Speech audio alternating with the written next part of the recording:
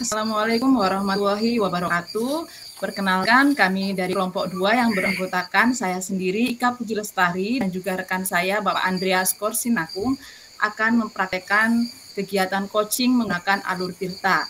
Pada sesi pertama ini, saya, Ika Puji Lestari, sebagai coach, dan rekan saya, Bapak Andreas Korsinakung, sebagai coachee. Selamat sore, Pak Korsin. Tadi ada WA saya ya. Aduh, maaf sekali. Saya tadi ada banyak Selamat kerja, sore, makanya Iwika. baru Yo. Selamat sore. Iya, Ibu, betul sekali. Tadi itu saya WA Ibu. Ada perlu nikah, Ibu mau curhat-curhat tentang disiplin positif yang ada di sekolah. Begitu. Jadi makanya saya minta waktunya Iwika untuk berdiskusi dengan saya. Begitu, Ibu. Baik. Bagaimana, Pak? Sepertinya serius sekali ini. Apa yang perlu kita diskusikan tadi? Berkaitan dengan budaya positif di sekolah, Ibu. Gitu. Apa yang terjadi dengan budaya positif di sekolah Pak Korsin ini? Jadi ada kejadian, jadi selama 2 minggu ini saya merasa kesal sekali. Ada 2 teman guru saya, mereka selalu datang terlambat di sekolah. Di dalam peraturan sekolah itu, dari guru wajib datang ke sekolah jam 7 pas. Jadi yang 2 orang ini selalu datang terlambat di atas jam 7. Kadang mereka datangnya itu sekitar jam 7.15, kemudian 7.20, bahkan yang terburuknya sampai jam 8 pagi baru mereka tiba di sekolah, Ibu. Gitu. Begitu. Baik, berarti tujuan kita berdiskusi hari ini untuk cari solusi bagi guru-guru Pak Korsin yang di sekolah ini yang banyak datang terlambat dan melanggar tata tertib seperti itu. Iya, betul sekali Ibu Ika. Jadi saya merasa kecewa, merasa kesal sekali, masa setiap kali datang selalu saja terlambat. Padahal kan ada tata tertib yang dipajang di sekolah, kemudian di ruang guru juga, pokoknya banyak deh, gitu. Apa Pak Korsin sudah cari tahu kenapa atau bagaimana alasannya mereka datang terlambat begitu? Saya sudah mencoba menggali informasi ke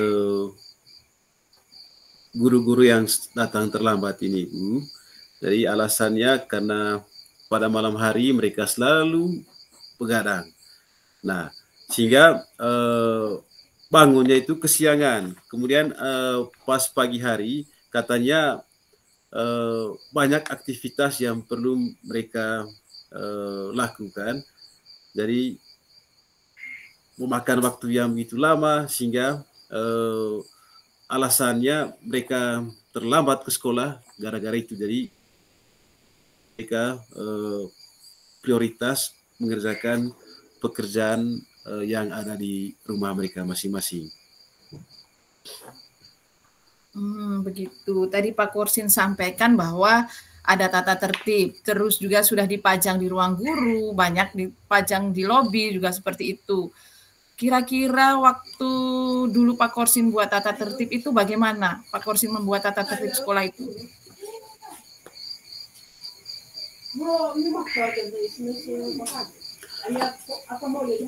Dulu saya membuat tata tertib itu, Ibu. Ya kami hanya beberapa orang saja. Saya kemudian wakil kepala sekolah. Jadi saya tidak melibatkan semua guru-guru dalam membuat tata tertib ini.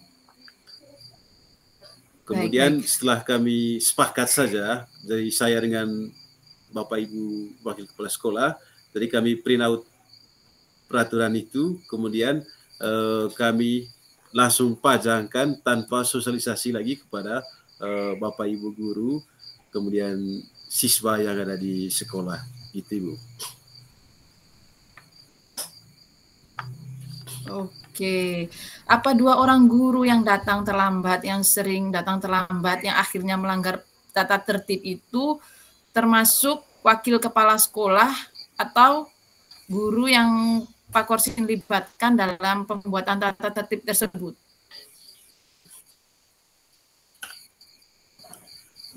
Jadi yang datang terlambat ini Ibu Ika memang bukan dari kami yang membentuk peraturan sekolah ini. Jadi yang datang terlambat ini adalah Bapak Ibu guru biasa, ya mungkin karena mereka kurang memahami, kemudian mereka tidak menghayati tata tertib yang sudah terpajang di sekolah, sehingga pada akhirnya tata tertib ini tidak mereka laksanakan dengan sungguh-sungguh. Menurut Pak Korsin sendiri, bagaimana caranya agar mereka 2 orang guru ini bisa memahami dan menghayati tata tertib tersebut?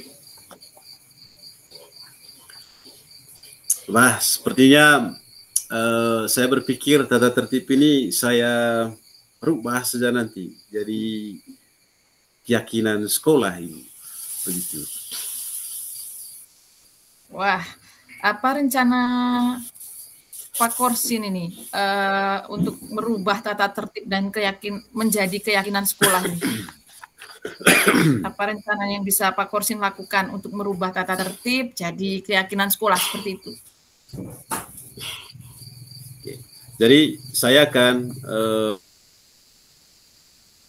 sharing materi, apalagi materi tentang budaya positif, kemudian keyakinan sekolah.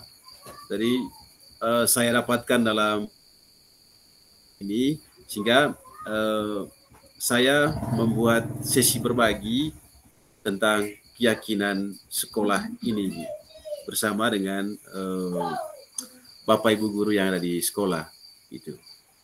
Oke, sepertinya ini rencana yang bagus sekali. Lalu setelah sharing materi seperti itu, langkah apa lagi yang Pak Korsin rencanakan?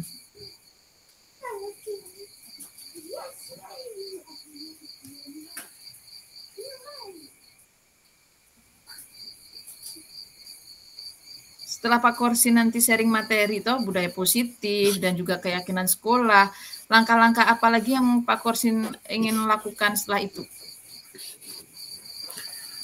Nah, setelah mereka mengenal budaya positif, kemudian keyakinan sekolah, tindak lanjut yang saya lakukan nanti Ibu Ika, saya akan mengajak semua rekan-rekan guru yang ada di sekolah untuk menyusun keyakinan sekolah.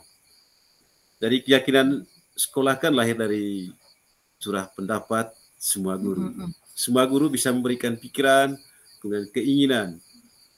Dan apabila mereka melanggar keyakinan sekolah, guru tersebut pasti merasakan sanksi batin lah.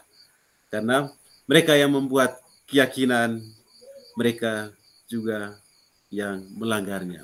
Ya, seperti dalam lagunya Rhoma Irama yang judulnya Kegagalan Cinta. Kau yang mulai, kau yang mengakhiri. Begitu. Wah, rencana yang bagus Pak Korsin. Pak Korsin mau mulainya kapan ini?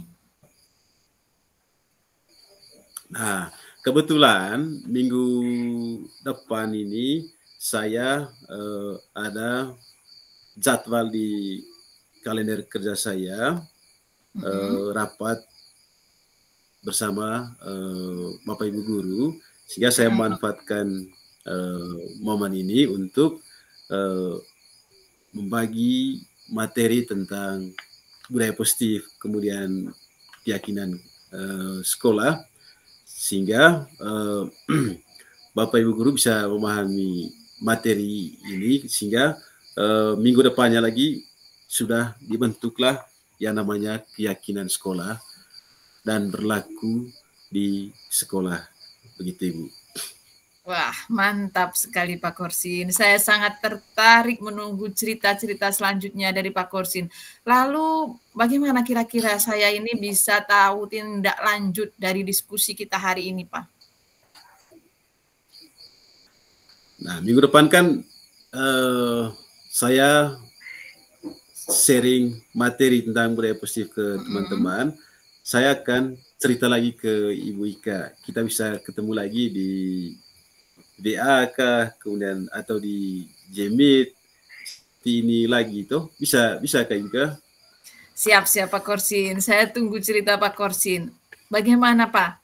Diskusi kita hari ini apa yang Pak peroleh dari kegiatan kita diskusi hari ini? Dari Ibu Ika, saya yang tadinya kesel, marah, dan bingung bagaimana cara mengatasi guru-guru yang sering datang terlambat, akhirnya saya menemukan solusinya. Terima kasih Ibu Ika. Sama-sama Pak Korsin, senang diskusi dengan Pak Korsin. Baik, kegiatan praktek coaching menggunakan alur Tirta pada sesi pertama sudah selesai dan akan dilanjutkan pada sesi kedua oleh rekan saya, Bapak Andreas Korsinaku.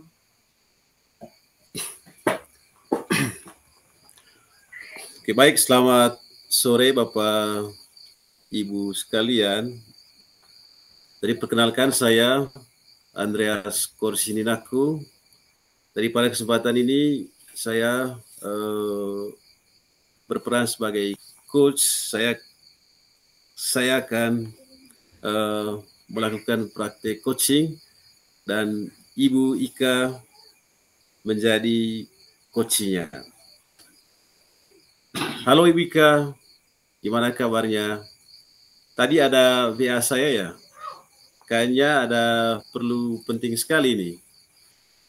Halo Pak Korsin, kabar baik ini tapi sedikit galau. Betul sekali nih, tadi saya ada WA ke Pak Korsin karena saya ini sepertinya butuh pencerahan dari Pak Korsin. Waduh, pencerahan apa ya, Ibu ya? Jadi apa yang bisa saya bantu, Ibu? Begini Kak Pak, saya ini pusing dengan pembelajaran, sedikit pusing lah intinya. Karena saya rasa di kelas saya ini selama ini pembelajaran kurang efektif dan juga kurang menyenangkan. Anak-anak terlihat kurang senang atau antusias dalam mengikuti pembelajaran. Jadi tujuan kita bertemu hari ini, Ibu Ika, mau mencari solusi di mana pembelajaran di kelas bisa berjalan dengan baik dan menyenangkan ya Ibu ya. Benar sekali Pak Korsin. Bagaimana sudah ini? Oke, baik Ibu. Menurut Ibu Ika, kira-kira pembelajaran yang efektif dan menyenangkan itu seperti apa Ibu Ika? Ya, anak-anak itu bisa fokus, terus selain itu juga tujuan pembelajaran itu bisa tercapai.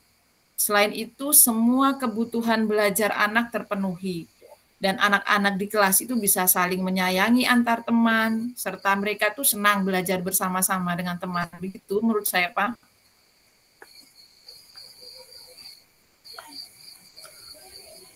Terus yang belum terwujud di kelas Ibu Ika apa misalnya? Ya, yang saya sebutkan tadi seperti fokus, terus tujuan pembelajaran itu belum tercapai, dan anak-anak masih sering ganggu teman, menurut saya sih begitu, Pak. Contohnya saja satu anak murid di kelas saya itu, Pak, dia senang sekali mengganggu temannya saat jam pembelajaran. Akhirnya teman yang diganggunya itu kan pasti marah. Terus kalau begitu terus, akhirnya marah, berkelahi, bagaimana pembelajaran ini bisa menyenangkan, bagaimana pembelajaran juga bisa efektif. Menurut saya seperti itu.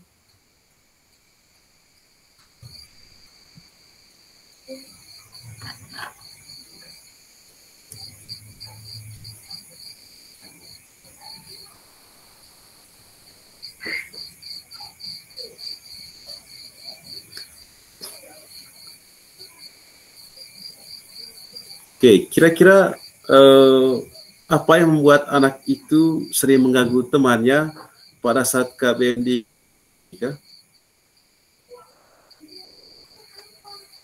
Kalau saya amati sih Pak, kalau menurut pengamatan itu anak tersebut sudah selesai mengerjakan tugas. Akhirnya dia cari-cari kesibukan, tapi cari kesibukannya itu dengan mengganggu teman.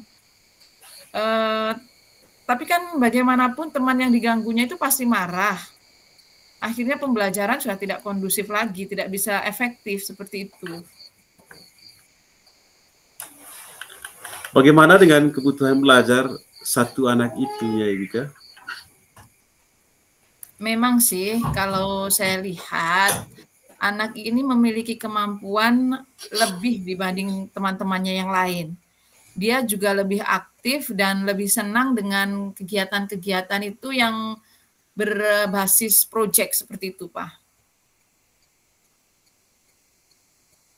Menurut Ibu Ika, apa yang bisa Ibu Ika buat terkait dengan kebutuhan belajar dari anak ini, Ibu Ika?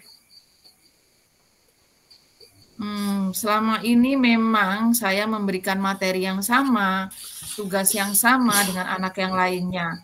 Mungkin ini yang membuat anak tersebut sering mengganggu teman, karena kebutuhan belajarnya belum terpenuhi, begitu mungkin Pak ya?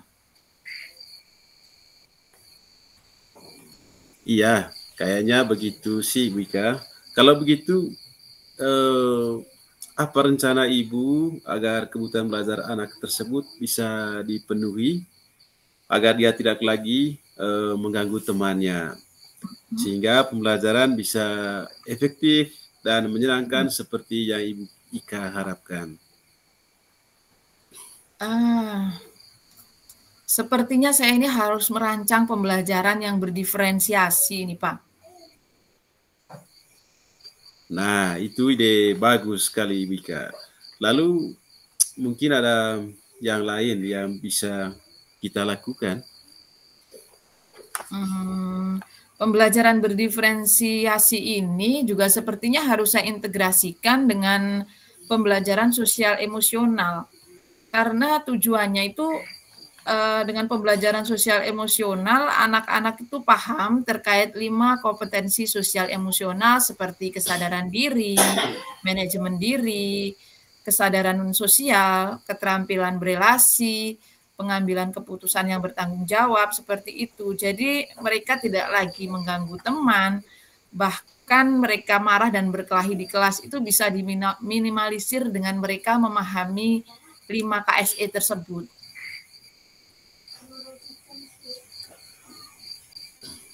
Memang luar biasa ini Ibu Ika ini ya.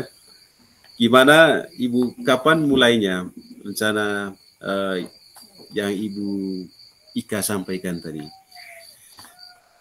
Secepatnya harus saya buat ini Pak. Besok saya akan merancang pembelajaran berdiferensiasi yang terintegrasi dengan pembelajaran sosial emosional. Dan minggu depannya saya akan langsung eksekusi dengan menerapkannya di kelas saya Pak. Bagus sekali Bika. Saya sangat tertarik dengan hal seperti ini. Bagaimana bisa tahu kalau rencana yang sudah Ibu Ika inginkan tadi sudah Ibu laksanakan? Saya kepingin tahu nanti kira-kira apakah Ibu Ika mengajak saya untuk hadir di kelas atau gimana Ibu Ika?